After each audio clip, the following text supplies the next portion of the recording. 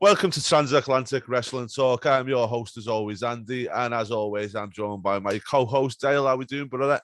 Hey, good morning, Andy. How are you? We're right side on the state side here, so it's a little early for us, but we wanted to get it going today. We wanted to have a really good conversation and just talk about a wonderful year. We kind of had a consensus as far as what we should do. We've been hopping back and forth between a few different decades, and we said, you know what? How about we go right before the turn of the millennium, correct? So we're going to revisit 1999 December. So this month. So that's how we're going to reflect this stuff. So whatever month we're in and recording, we're going to take a look at years prior. So 1999, what pay-per-views did we have? We had Starcade 1999 in WCW. And then we had Armageddon, WWF's pay-per-view. And let's face it, man, these were two polar opposites. Yeah, I was just going to say Armageddon didn't half save the month for me because Starcade was so poor, so poor. But let's not forget, WCW were on the way out at this point, weren't they? They'd been on a downward trajectory for a while, and they were never going to get back from that, as we know now by looking back in history. Yeah, I mean, this is when you have Vince Russo fully engulfed in WCW. He was the big free agent signing, if you must say that, for WCW. So when we're taking a look at the whole spectrum, he changed the business, and you could take his contributions with his downfalls, and that's fine. People could say what they want. He made more viewers. He did. Flat out. I always say, though, a lot of people say Mike Tyson was never the same without Cus D'Amato. And I believe the same with Vince Russo would never be it without Vince McMahon. Because I feel like Vince had some great ideas. He had a lot of things that were, going for him, especially creatively. He was a very great creative mind. But without that Vince McMahon filter, I feel like that's what we see in WCW. Yeah, I mean, and part of that, part of that is he had free range as far as what he could do with WCW. All right, like you just said, nobody told him what not to do. And he made sure that everybody had a gimmick. All right. We had the Misfits there. You had Norman Smiley. Jim Duggan was a custodian.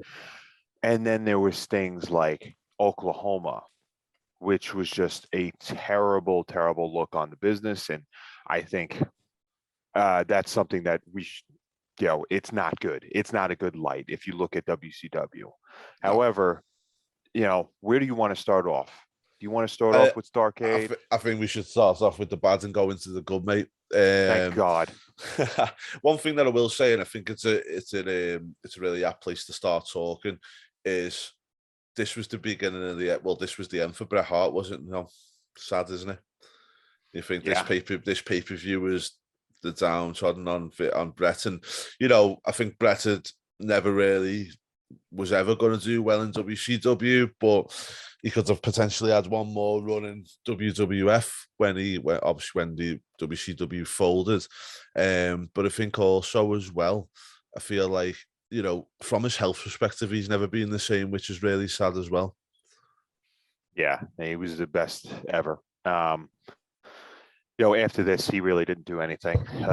He had that match against Vince McMahon at WrestleMania, which was just, that was Bruce Hart's coming out party. I tell you one thing I will say about that one, though, just very quickly before we get back to it, is WWF or WWE at that time, they don't half know how to protect somebody in a match and still tell a story about Vince McMahon versus Bret Hart. He found, as much as it was not the best of matches and whatnot, he did get his WrestleMania moment, his final goodbye, didn't he? And kudos to WWE because they protected them so well in that match. Yeah. I think if you were to take anything away from that, though, I think the best part would probably be just the fact that he won and beat him up. But knowing Bret, though, he probably wanted a match back and forth. Like you said, we're not going to get too into it, but if you were wanting to book the perfect last match ever, check out Ric Flair's. Yeah. Which one?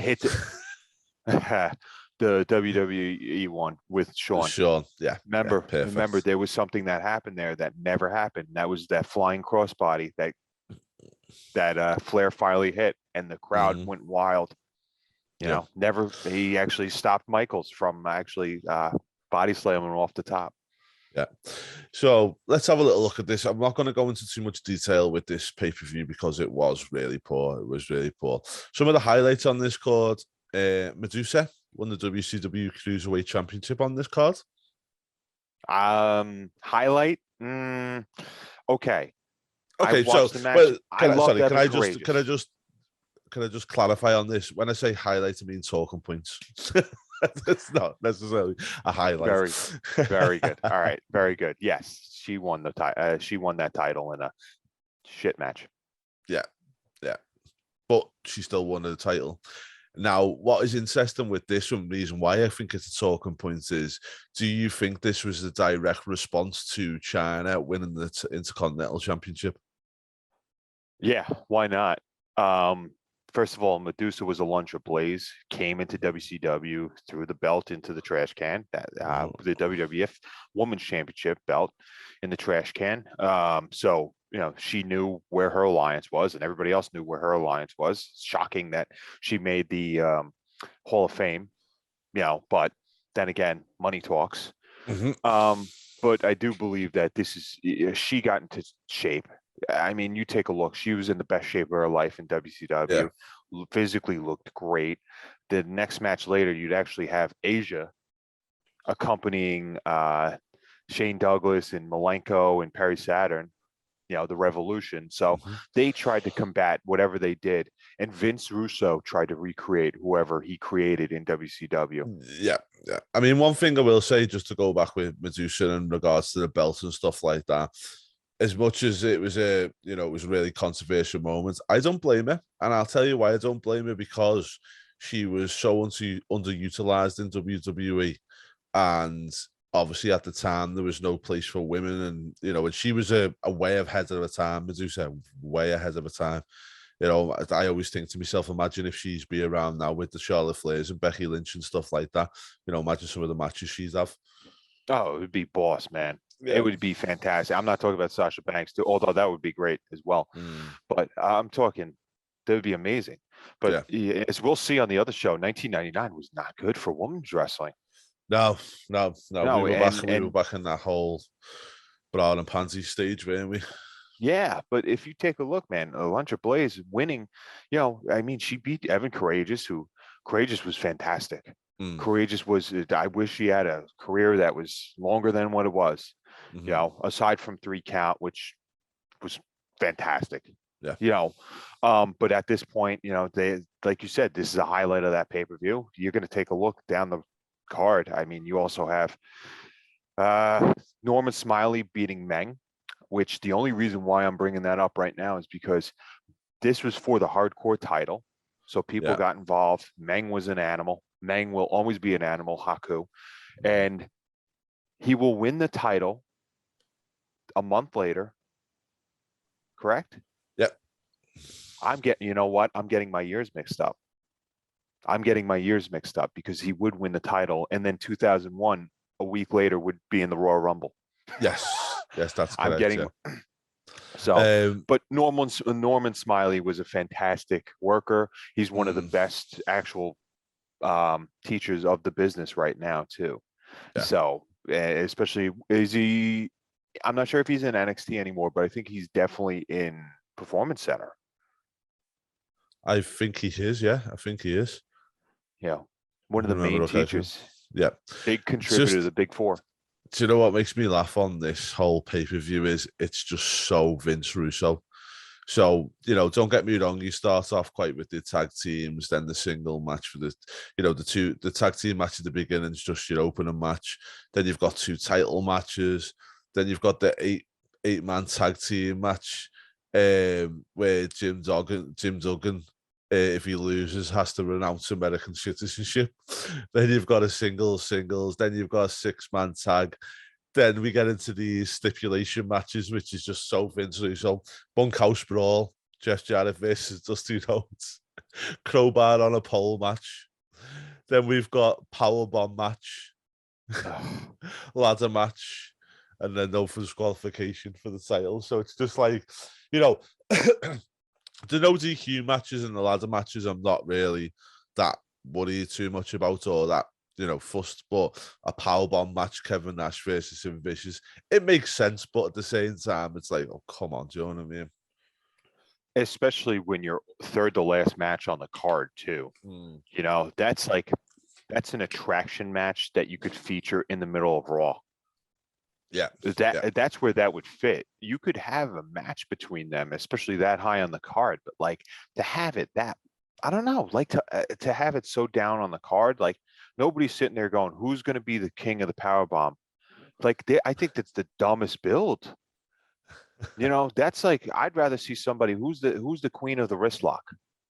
You know, like it's like, yeah, powerbomb is definitely one of those high impact moves that people like to see, especially when Sid would just grab you, sit you in between his thighs, and then look around. Like I always love the fact that people cooperated during power bombs. It's like, it's weird that they got that comfortable. I know. And when you see like Kevin Nash versus Sid Vicious, realistically, if they didn't want, in real life, guys of that size, if they didn't want you to powerbomb them, you ain't powerbombing them. It's as simple as that. It's not happening. Yeah, you ain't, because to literally pick them up, rotate them, and then slam. I mean, it's an anomaly. It really is. You know, especially the cooperation. But I think that's what happened with Big Show and Kevin Nash. Right? Like Nash went to go powerbomb Paul White, or the Giant at that point. And the first one looked great. The second one, it looked like, as Hogan would say, it ripped every muscle in his back while lifting up. Yeah. While lifting him up. Oh, God. That was... Oh, man. But look, Kevin Nash ended up winning that. Sid was a huge draw. Yeah. Sid was a huge draw for them at that time. And it's another one of those guys that Vince Russo just wanted to put over. He had his head so far up Nash's ass, though. Yeah, but I think also, as well, as at this point, Sid's probably getting a little bit on the older side. I know Nash was getting older as well, but don't forget Sid had been going longer than what Nash had at this point. So, and also he was known for baseball season, so softball season. Oh, sorry, softball. I don't know. Big difference. Underhand and a bigger ball. Oh, right. Okay. Yeah. Yeah, I just thought it was ball and stick. I didn't really realize there was much difference. You could do stick ball too. That'd be interesting. What's the difference? Oh God, stick ball base. Right. Okay, let's get back to wrestling, because at least I understand that. Stick ball, softball, baseball. Yeah, football, English football, the proper football, not that American football jargon, which is just. Your Steelers lost the other day. I know. It was not a good look. No, they came back very well, but that's about it. Further on, though, let's go back to this, because there's a lot of crap in here. Diamond Dallas Page defeated David Flair in a crowbar match. David Flair didn't half steal a living, didn't he? He tried so hard. There was a promo in the beginning of this match that made me wonder, like, come on, you're trying too hard. He came out of a door, whipped out, because he crossed his name on the door. It said Flair. Came out and went, what do you want? Like that, like his dad. And it just didn't. He looked like him, but he was not him. No. No. So it just, now we had Daphne there. I didn't see Daphne on the card, really. Maybe she was there.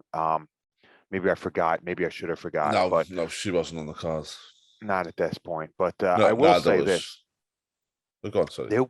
For WCW, there was some good sex appeal here. We talked about the Varsity Club coming out. Kimona Wanalea came out. And she was Leia Meow. I was going to say that, Leia Meow, she was, She looked good, man. Oh, she looked really good. Yeah, and then you still got Elizabeth, who I always thought with Miss Elizabeth, the older she got, the more good looking she got. Do you know, because she got a hair straightener. Yeah, if you look at it in WWF, and then you look at it here, she looks younger and better than what she did. I mean, don't get me wrong, she'll always be Liz with the skirt pull on the Mega Powers thing, but it's like she looks a lot more glamorous here, I would say. Yeah, well, I think Botox helps, Yeah, but I yeah. also, but she definitely did. I think her features came out. I think she just, to be honest with you, she wasn't as skinny and she looked more of a sexual woman at that point. Like she went from elegance to sexy. Yeah, It's weird. 100%, yeah. And I tell you another thing on this, it's sad is because she's with Sting here versus the total package, and it's just like, if there was a way to get it, if you look back now and think if there was a way to get it away from Luger at the time, yeah, sad, isn't it? And not just in a career standpoint, but also personal life too. Yeah, obviously, yeah. If they people knew now what they know, that knew then what they know now, it's always the way, isn't it? And well, you had two polar opposites. You had two polar opposites, though. Yeah. Because Sting from Shaggy Two Dope from the Insane Clown Posse, he said that nobody wanted to hang out with Sting because Sting would tell people's wives if they were cheating on them. And one thing, I watched this last night, yeah. And when I'm sitting there watching it, I watched the whole card as much as it pains me. And I come off it, went to bed, and I'm lying in bed and just like starting to nod off. Have you ever done that where something just hits your brain? And I sat up and I went, Jeff Jarrett fought twice on that card. Why? I don't know why it coming to my head, but I was like, why did Jeff Jarrett why was he on this card twice? And it's like, and then I thought El Russo. Yeah, it was just Russo. That was his boy. And it is the nuttiest thing too, because it's like two different personas, totally different personas. These guys, Russo and Jarrett. I mean, Jerry Jarrett himself was a great booker. And then all of a sudden Jeff comes in and he's probably like, yeah, you know what you could do here, and tells Vince and just chirps in his ear, and Vince says, I'm going to do everything with my twist, but with your flavor. Yeah. See, as I say, I've got nothing but respect for Jeff. I think Jeff's a major talent, and also his head for the business is great. And I think he gets a raw deal here for the whole Vince Russo scenario. Do you know what I mean? Because at the end of the day, if you're in work and somebody who's a boss or someone who can make you a star is there, you're going to take it, or you're not. Look, I knew he was smart. I've just found this out. So I thought he was brilliant when he said that when he held up the WWE for that money, he didn't hold them up against their own funds. He held it against the fund for the Gund Arena where they were actually doing the pay-per-view. Yeah. Because what you're doing there is you're ensuring yourself the funds that are coming in from the Gund Arena, as opposed to a bounce check. So it was paid through another outlet that they had no control over. Yeah. Brilliant. No stop payment on that check. Brilliant. Sleazy, but you know what? He had an image to protect, so I get it in hindsight.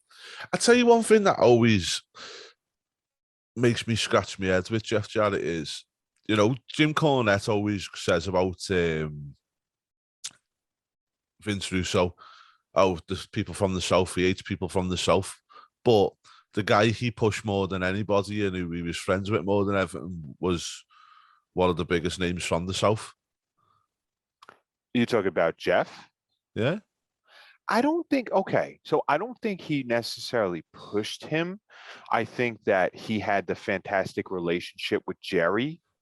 So there was a common bond there. But that's another thing, isn't it? Considering on as far as Jim Cornette says, Jeff Jarrett, Vince Russo doesn't like Southerners. But as you said there, he's had a close relationship with Jerry. He's done well with Jeff. It's kind of like, well, why is he all right with them? I'm not sure. It's always just something. It's just a little thought I've always had. Do you know what I mean? It's just kind of like, well, kind of contradicts what.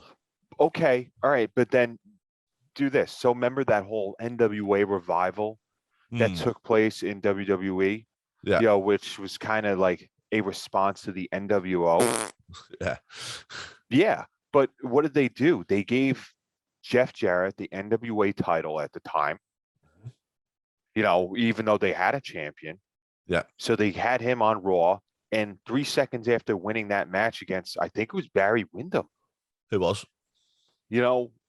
Austin came in, beat him up. Now, whose booking is that?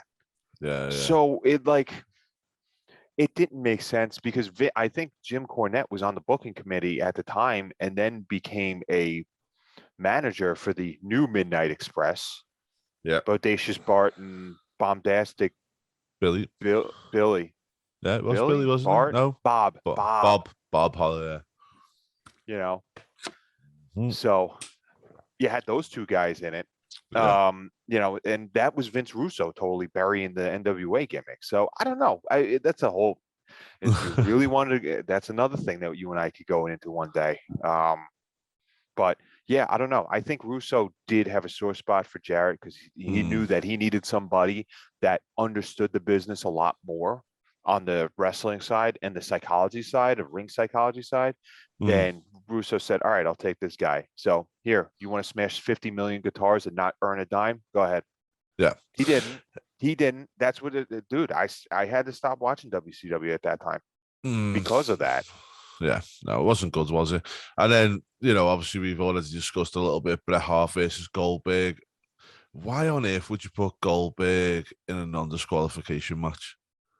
When you already know he's green, you already know he's not the safest of workers. Why would you put him in a match where there's more room for potential disaster? Because you're still protecting. The no DQ is such a protection outlet, man. Yeah. Unless there's if there's a grudge match, use a cage. Yeah. Have nobody come in. And we'll see how that played into it correctly on the other side. But it's just such an outlet to actually show like, hey, we'll have Brett win, but obviously it's going to be in Fugazi finish. So look, a no DQ is always going to do that. Like, and seriously, a no DQ is just a surefire way to wink at the fan saying, what's going to happen. Yeah. This is not going to end regularly. So, yeah. Okay, doke. So we'll move on to WWE now. by the way, that Starcade's supposed to be like WCW's equivalent of WrestleMania, right? Well, that's what they always said, but I totally disagree with that. I've always believed that Halloween Havoc was their WrestleMania, in my personal opinion. Yeah, because historically they've been better pay-per-views. Yeah, especially during the Bischoff era. Yeah. Yeah, without a doubt. I mean, I think that like at that point, you're just realizing like, okay, well, yeah, this was historic. It's almost like a Clash of Champions, when you look at it, when you break it down, because it almost is, but the Clash of Champions was something with like a flagship like TBS thing, so you always knew something pretty big was going to happen. Starcade was just like, we're going to book these matches and they're going to be crap. The Taser really killed it. Taser really killed Starcade for them. All right. Well, let's move on to Armageddon. So, as I said, we've had the bad. Now let's have the good. Really solid pay-per-view. This, WWE at the time were on fire. The only way that you can describe this is. So let's have a look. We've got 1, 2, 3. In the first 3 matches, you've got 3 future world champions. So you've got the Acolytes, Bradshaw and Farouk. Obviously, JBL goes on to be a champion. Hardy Boy versus the Hardy Boys. Matt and Jeff. Jeff went on to be a world champion. And then your third match on the card, which is just a not in singles match, was Kurt Angle versus Steve Blackman. So just crazy.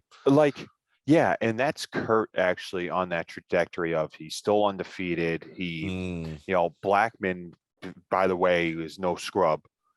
Blackman was a huge fan favorite. As soon as you heard that music, you knew that it was his style was great as well. Yeah. At that point, he'd been in there for 2 years, I think, because he was part of that Shamrock Vader team. Well, I still remember his debut. Yeah, he came out to help Vader. Yeah, he came out to help Vader, and then Vader had to protect him, and then had to teach him the ways. Yeah. It's just it's just a great debut. Yeah. I think here though, when you're watching it, it's like that battle royal in the beginning, because that's the other thing. This is the tag team battle royal was for the number one contendership for at the Royal Rumble. It was, yeah.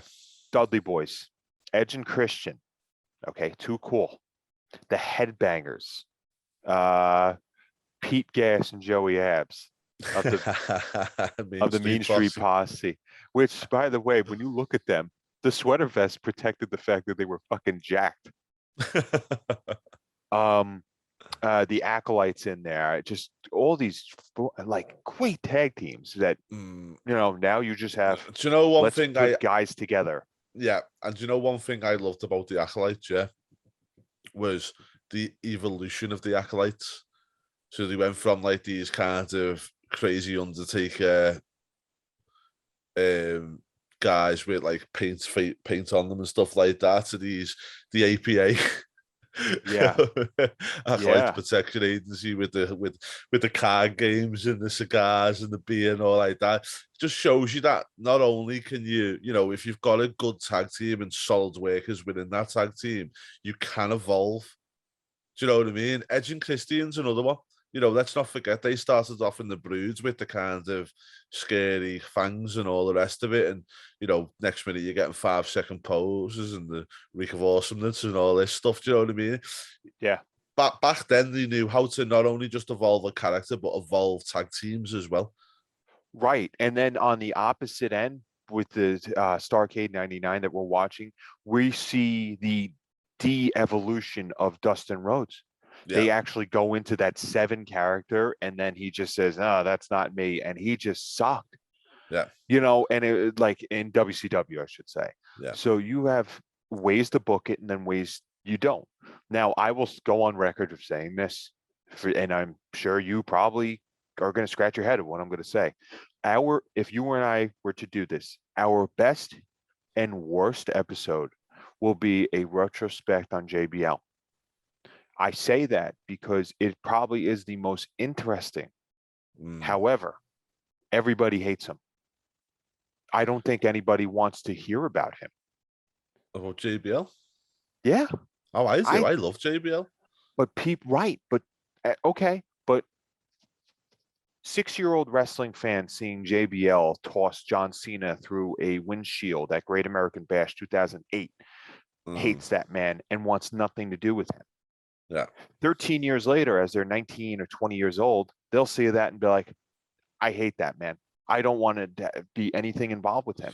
But this is where I think with JBL is you've got to do more of a JBL the person now and have him looking back and talking about how he developed them characters, because I've seen a few little bits like that with JBL, and when you see it, you're just like, he was awesome. Like, that say, I don't care what anybody says, the best ever JBL segment was the Mexican border one. You know what? On certain news outlets, he would be an absolute hero here. Yeah. If you aired that today, yeah, you could seriously. They'd say they would actually have him run for Congress. Yeah. That's it. Well, sorry, go on. No, so that was just a fun match, and I think JBL is probably one of the most underappreciated stars in the history of wrestling. Definitely. And let's not forget JBL, we talk about December. JBL was actually the original champion of Tribute to the Troops as well. I didn't realize that. Yeah, it was him who worked with Vince and got it all up off the ground and up and running as well. So, yeah. Good man. Yeah. So we've had some of the goods. Now we've, it's not all good, this show. Women's wrestling, we did bridge on it a little minute ago. It was so poor back here then, wasn't it? So poor. You had China. You had Jacqueline Ivory. BB was dressing up behind one of those fold-out curtains, and Michael Cole came in like a little schoolboy, and he's probably the same person who doesn't get laid now today. He sure is. I don't understand how he's still on the payroll there. I really don't. like how he still has a job, and his salary is actually just slightly above guys like Corey Graves, but he's got to have some sort of kickback and some sort of deal. You know what it'll be, Zone, yeah, because he can handle Vince. That's what it'll be. Whether we like him or we don't, it's been well known that, you know, that Vince screams in your ear when he's when you're on commentary, and you know, with Michael Cole giving him his due, you'd never know that. He just gets on with his job very professionally and blah blah blah blah. But he's a fantastic pitch man. Yeah, like I hear him go into commercials. He's a fantastic pitch man. Like when he talks about Snickers, he sucks at wrestling matches when he was talking. And heel Cole is probably one of the worst things ever. I even had to stop watching at that point. Not a good idea. But no. He walks in on Miss BB here, and BB, who I've met, and she looked pretty damn good. Was changing, and she came into her nightgown. And by the way, this match, folks, was a evening gown pool match with being refereed by Mae Young and Fabulous Moolah, because you need two people to verify when a evening gown is pulled off in a pool. Yeah. I wondered if Moolah was looking for the next people to join a cult. Her house just went on fire. No, her house literally just burnt down to the ground. Well, maybe she needed new workers. That's why she come back. Well, she's dead now. Yeah, well, just shows you, doesn't it? That it was serving as like a halfway house in Carolinas, and it just burnt down to the ground. It's sad. Yeah, I know. That's why, to be fair, I didn't like that Dark Side of the Ring episode, because if someone's not here to defend themselves, you shouldn't really do that type of thing. So, well, then you don't have the Dark Side of the Ring. Yeah. Well, you know, that's another thing. As I say, it is what it is. But yeah, on this one, it just shows you how poor is Miss Kitty, obviously more famous for being Jerry Lawler's missus than anything else. Yep. And the minute she become not Miss Jerry Lawler, she disappeared into obscurity. But on this one, she did give 15-year-old Andy a good little treat. Yeah. And she decided that, you know, she said that she was wanting to take a dressing gown off because that's what the people come to see. And she ragged everything off. There was a 12 o'clock appendage, correct? Mm-hmm. It was. Nice. Good. So to talk about the tribute to the troops. Yeah. Yep. And saluted. So thank you very much, Miss Kitty, for that moment that Peacock and the WWE network blurred out. So we appreciate it. Yeah. And thank you for showing off Biden and Boris, as we call them. Well, it was a nice pair of, you know, so we'll leave that one up to you people. You can decide what you think of that one. Yeah, we have the internet more available as far as Miss Kitty goes. So, but I would actually prefer if you looked at Miss Jacqueline from a year later. Just saying. Yeah. Actually, no. Wouldn't it be a couple of months later? The Royal Rumble 2000 was. Yeah. Wasn't it? Yeah. Yeah, but that wasn't meant to happen, was it? That's okay. I was all right with that. Yeah, same here. Anyway, we'll move on. We'll move on to the Hollies. Holly and Hardcore Holly and Crash Holly defeated Rikishi and Fisher. I loved Crash Holly. I loved him. Do you know what I mean? I think so sad he died, but he was a cracking. And do you know what? Considering now Bob Holly was so serious all the time, and that Crash was just awesome to be with him. Yeah. Yeah, it was a good polar opposite sort of team, even though they had the same goal of just let's kick ass, but let's take on men that are bigger than us. This, I remember when he used to carry the scales around. Yeah, and then, yeah. Oh, you know, I had to like scratch my head on this because I was like, I don't remember this ever taking place. And then the whole Viscera thing was just weird because they just wanted to fight two guys that were much bigger. And Rikishi actually cut a promo, and it was one of the worst I've ever heard. Rikishi was never good at promos, was he? I did it for The Rock. I did it for the people. Even when he was after he was a head shrinker, he became the you know, do the right thing type of like, hey, let's fight street crime type of guy, and it was not good. No, he was better when he didn't speak. He was much better.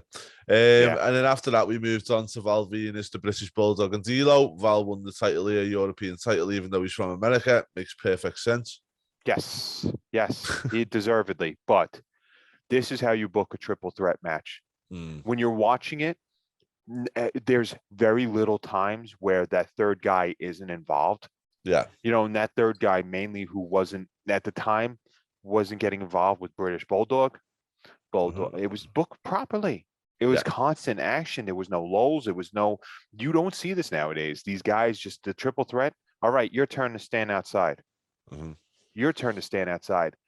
I'm not a huge fan in that whole triple threat thing, but it was constant action here. And D'Lo Brown was so over.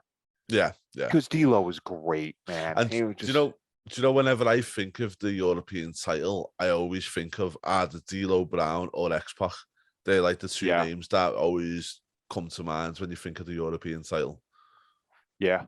It was it was a happy coming out party for a lot of these guys from Nation Domination that were in there. All right, because let's also remember this, okay? You're going to have in that tag team battle royal, I forgot this other tag team was Godfather and Mark Henry. Yeah, it was, sexual. And they had the hose come out, and Mark looked so happy. I love Mark Henry, I love how Mark Henry. He has got a big bright smile, hasn't he? Right. Then talking about X-Pac, he was next versus Kane in a steel cage match. Nothing wrong with this match at all. Great match. It was for a big body guy against, a small guy, fantastic. You had stipulations of I can leave the cage, you can't to win. Yeah. And that's what Kane did. There's a point where X-Pac's going over the top. Kane goes through the door, grabs X-Pac on his shoulders, brings it back into the cage. Brilliant. And this is also a babyface Kane. Yeah. I will say that I totally disagree with having a woman with him at this point in his career. They tried it a few times, didn't they? And it never ever pays off. No. And Tori, she was a good looking woman, and it just didn't make sense why she would want him. Yeah. Nothing made sense. I can't see this guy, but he's got muscles. Yeah, I like the mask. Yeah. It just, to me, it just didn't make any sense. That's why when they did the Katie Vick thing, we could go, I don't know if I want to go into that, but no, definitely we were doing not today. I don't think ever. I really don't want to.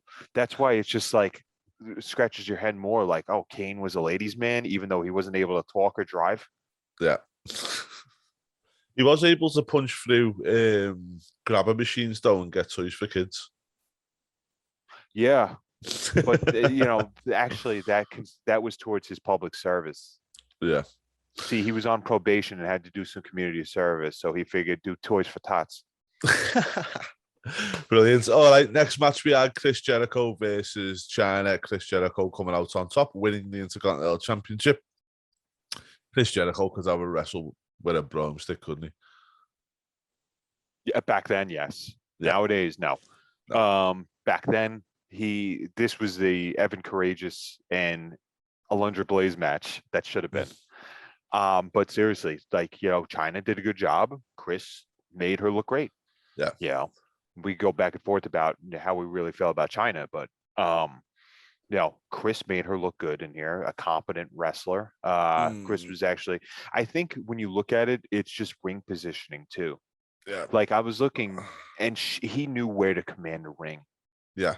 That is 100%. Why he was a general, wasn't he? If you're going to combine the titles from two major companies and Vince McMahon's going to say you're going to be the champion, the first one ever, there's a reason for that. Yeah. And he leads the way here against China and just an impressive showing. Do you know China, though? Let's just talk about her for a second. I mean, obviously she did this. She was the first and only, I believe, woman in WWF history to win a men's title. Mm-hmm. So, she's obviously going to win the women's title, I think, after this at some point. I felt sorry for China really because it was unfair. She was always going to get stick for going in against the lads. It was always going to be the case and stuff like that. But again, if you put her in modern day with Charlotte Flairs and the girls that are about now, she could have potentially have had a lot of great matches against these kinds of girls. You know, I think. I think that these girls would have led her better. I think it's a better level of competition. They weren't going to have her go out there against Jacqueline every week. They weren't going to have, like, I could see her going against a woman like Jazz. Yeah. You know, I mean, Jazz was good. Jazz was actually a competent looking worker too. Yeah. Who just recently retired as well. But like at that point, like Vince wasn't going to go with somebody like Gail Kim. Vince hated Gail Kim. Yeah. You know, like I hate Gail Kim. Do you? I don't like her. Really? No.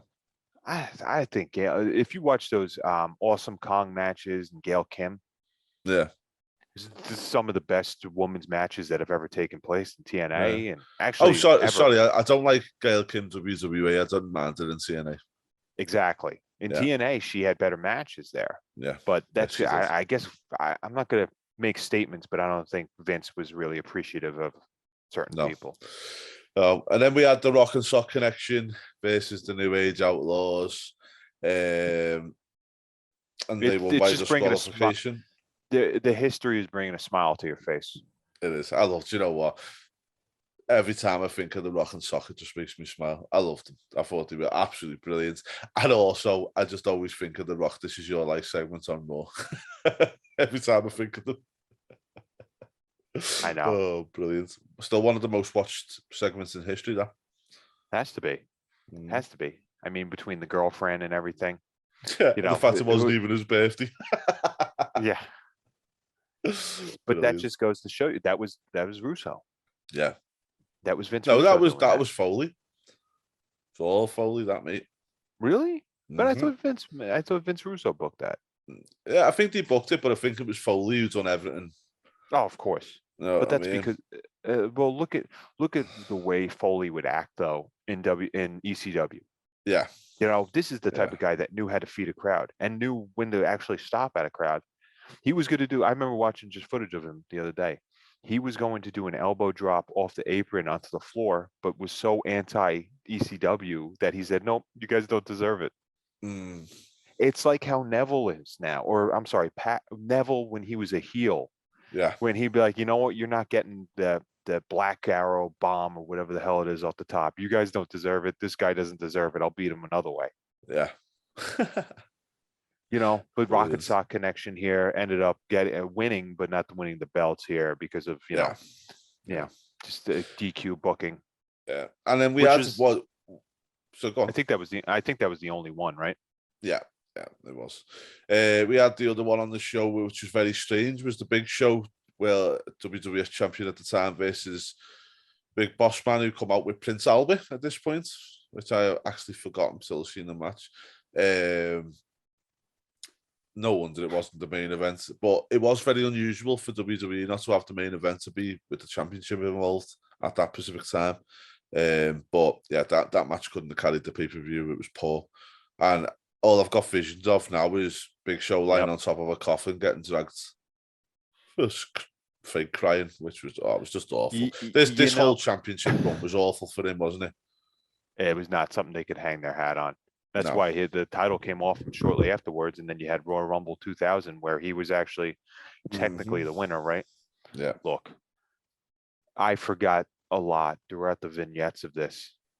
One of them was when Boss Man went to Big Show's mom and said that that's not his real dad. Yeah. Like Big Show, Boss Man knew how to talk. People don't realize that, and he just projected himself as just this "I'm an asshole" type of way. I wonder where he got that from. Back in his Big Bubba days. Yeah, I mean, look, you are a product of what you're around.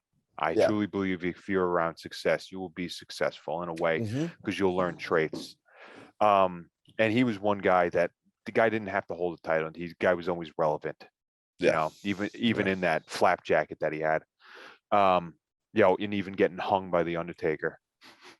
Yeah, I remember that. Jesus. Bad look right there. But we'll move on to the final thing here, man. And this is probably, in retrospect, the most important thing that might have happened in wrestling in the past 22, 23 years.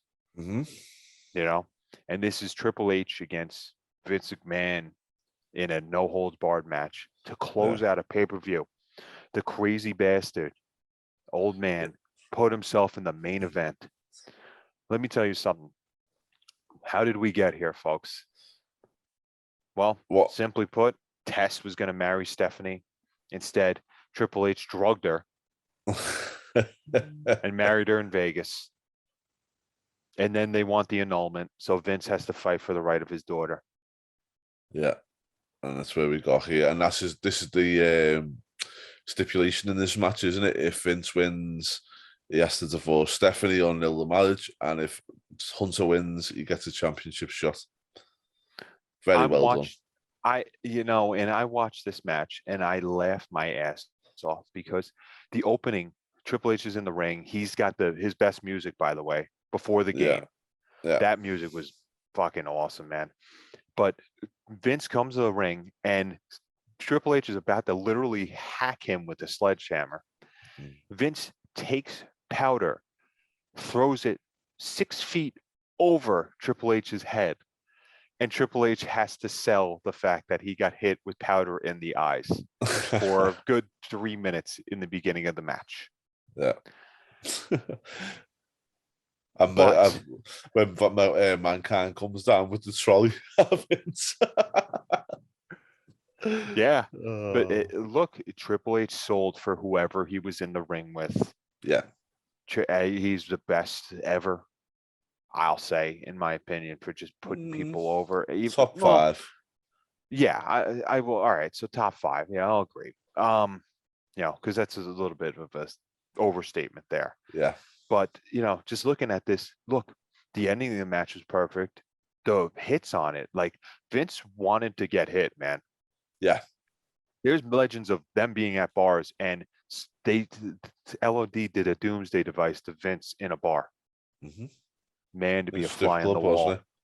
Yeah, to be a fly on the wall.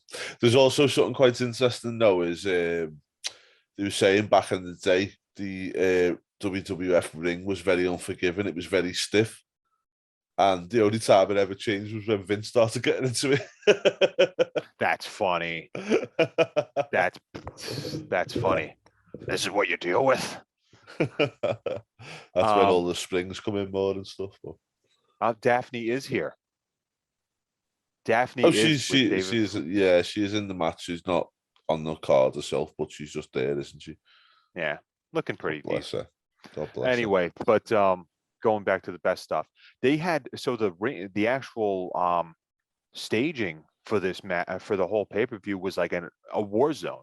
Yeah. So they had a battle turret gun, like a Gatling gun, right? Triple H swings it right at Vince, and it looked like it made direct contact with Vince. And I think Vince was legit knocked out. Yeah, it looked that way, didn't it? I was like, wow, like this guy, like he puts himself in there, man. He wants to be a wrestler. Yeah. He wanted to be a bodybuilder and everything. And he was meant for the business. Yeah. Clearly. And I'll tell you one thing as well that I loved on this was at the end when he obviously dealt with Vince and he turns around and goes to hit Stephanie with the camera, with the sledgehammer, and Stephanie just opens her arms up to him. What a way to end the pay-per-view that was. And to begin a marriage. Yeah. And 15-year-old Andy didn't have a clue what was going on. I was like, what's she doing? What's she doing? Yeah. And then automatically assume, she could call the shots because her daddy's the big wig there. Which they did on the next Raw, if you remember correctly. Yeah. Yeah, they did. Look, this set the table for the Authority. It did. Think about how big and like the momentum that this actually had. It's just amazing, the history that this has. You think about it, even like Daniel Bryan or Bryan Danielson now, but Daniel Bryan in WWE, you know, the implications this match and this kind of storyline had on his career. Because do you have a Daniel Bryan without the authority? No, You know what I mean? So no, you need that figure that just is totally anti, fun. yeah, And this is yeah, who it is. It's not like Court Bauer's doing this in MLW, although he kind of could, but yeah. I mean, he's got Contra there and everything, and they are a very underrated group over there. But So, we're talking about that authority figure is always somebody, and it's not just the mysterious general manager, which made no payout. It was hornswoggle.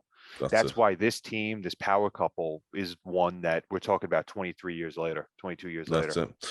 All right, guys. Well, that was December 1999. Really good year. I was really looking forward to discussing this one, especially with, considering the two contrasting pay-per-views that happened on this month. But, all in all, it was a really good year, and an important month in that year as well, going into, because, let's face it, I think the year 2000 wasn't the best.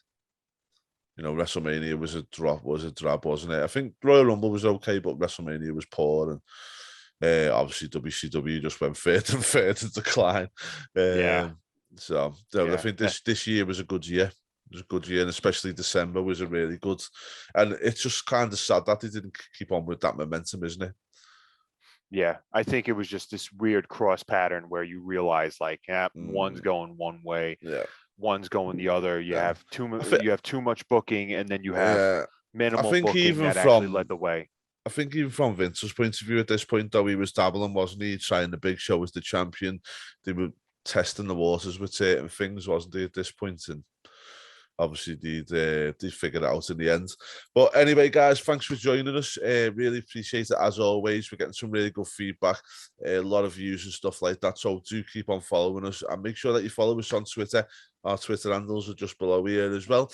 And hit that beautiful like button and lovely subscribe button. And we will catch you again sometime next week. Until then, take care, guys. Bye now.